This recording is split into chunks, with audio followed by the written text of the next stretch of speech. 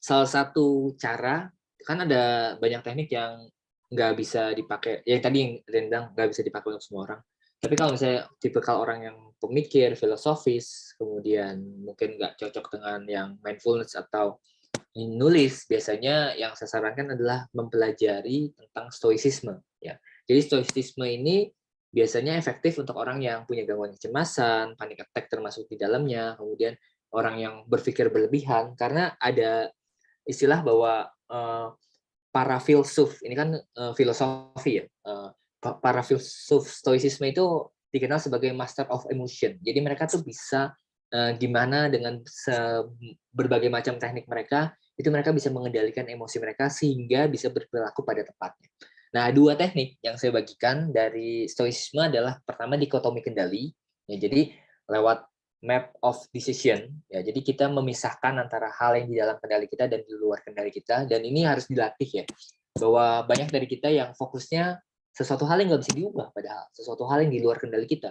Kita pengen ngubah cuaca ya nggak bisa, pengen ngubah macet antara bisa dan enggak, jadi tergantung. Kemudian ada peristiwa-peristiwa sesuatu tertentu, contohnya misalnya pemikiran orang, perilaku orang itu kan di luar kendali kita, dan itu banyak yang kita pikirkan dan akhirnya jadi overthinking, ya, jadi overthinking. Nah, gimana cara menerapkan dikotomi kendali ya lewat peta pemikiran yang juga sudah ada di modul teman-teman. Jadi kita ajukan pertanyaan ke diri kita, ya. Contohnya misalnya apa yang sedang kita pikirkan atau khawatirkan saat ini?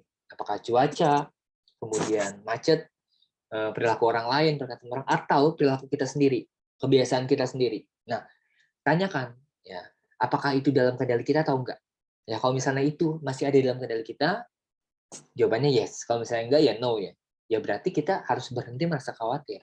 Misalnya pemikiran orang, apakah masih bisa kita usahakan? Kalau bisa ya usahakan.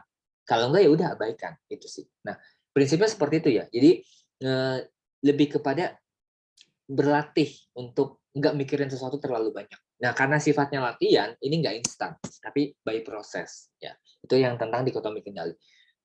Pasti banyak sih teman-teman yang pernah dengar, apalagi masa pandemi itu banyak kan yang share tentang stoicisme itu banyak. Gimana caranya bertahan dalam keadaan yang serba terbatas ya, memikirkan sesuatu yang seperti COVID ini kan, saya juga tadinya berpikir, wah paling cuma 6 bulan, terus tiba-tiba setahunnya paling cuma setahun gitu, lama-lama loh kok 2 tahun gitu. Ternyata itu di luar kendali saya nggak bisa paksain. Saya nggak bisa paksain untuk sesuatu tuh berhenti begitu saja. Yang ada malah kita harus beradaptasi dengan sesuatu. Akhirnya kita terima dan kita usahakan yang bisa diusahakan. Nah, teknik kedua yang juga di-sharingkan dalam audio adalah premeditation. Nah, maksudnya premeditation adalah berpikir antisipatif ya. Ya, tapi di sini saya memang nulisnya negative thinking ya. Jadi supaya lebih kuat ya katanya. Jadi pemilihan diksinya saya buat di negative thinking supaya teman-teman lebih oh iya positive thinking tuh harus diseimbangkan dengan negative thinking. Jadi kan saran untuk selalu berpikir positif tuh udah banyak.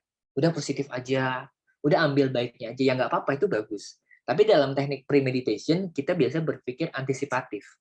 Jadi segala sesuatu yang terjadi itu harus difikirkan apa sih peristiwa terburuk atau kemungkinan terburuk yang akan terjadi. Nah, ini tidak sama dengan negative thinking. Kalau negative thinking kan asumsinya udah buruk, kemudian akhirnya perilakunya buruk, kemudian jadi pesimis. Nah, kalau berpikir antisipatif lebih kepada persiapan, ya, persiapan. Misalnya kita Zoom, kalau misalnya saya kan pernah ngalamin Zoom terus mati lampu.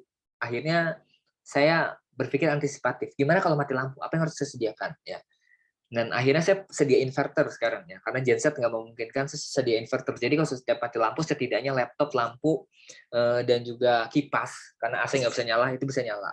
Dan kemudian pernah juga waktu itu lagi Zoom, tiba-tiba lagi live ya, lagi live Instagram, internetnya mati. Akhirnya setiap kali Zoom atau live Instagram, saya selalu sedia 3 koneksi ya, internet optik, kemudian internet handphone saya selalu diisi buat antisipasi, dan juga ada modem satu dengan provider yang 3 yang berbeda. Nah, itu berpikir antisipatif. Bukan negatif, bukan selalu, oh nanti gimana kalau begini, ya udah kita persiapkan. Nah, itu premeditation. Karena pernah punya pengalaman waktu itu seminar offline ya di salah satu tempat di Bekasi. Waktu itu pesertanya lagi banyak malah ya, ada sekitar mungkin 60-70-an, tiba-tiba laptopnya mati. Laptopnya mati, saya nggak bisa presentasi, Dan saya harus menjelaskan, karena kan biasanya seminar offline itu ada 2 sampai 3 session, tapi itu dua session, saya ingat banget. Nah, saya harus menjelaskan di satu session dari jam 10 sampai jam 1 siang kurang lebih itu tanpa materi, hanya pakai flip chart. Dan akhirnya saya terbiasa bahwa, oh ya, kita harus mengantisipasi.